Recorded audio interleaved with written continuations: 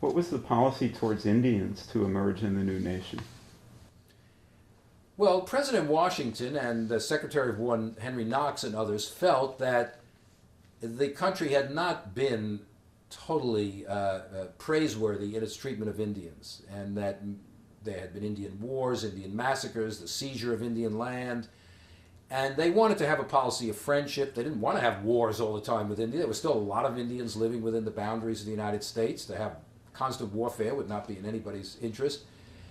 So Washington tried to develop a policy of treaties which would stabilize Indian relations and make clear where Indians had a right to land and where settlers could go.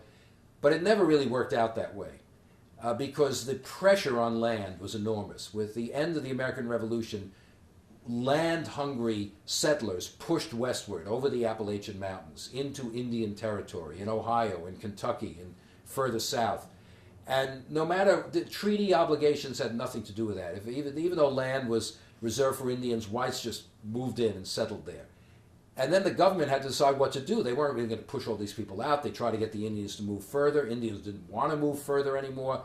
So there was kind of sporadic, constant Indian warfare throughout this period, despite the intention of the Washington administration and Jefferson's administration too later on to have peaceful relations. But the basic conflict, the basic problem of white expansion onto Indian land, there was no solution to that. That was just continuing, and as long as that happened, there was going to be conflict.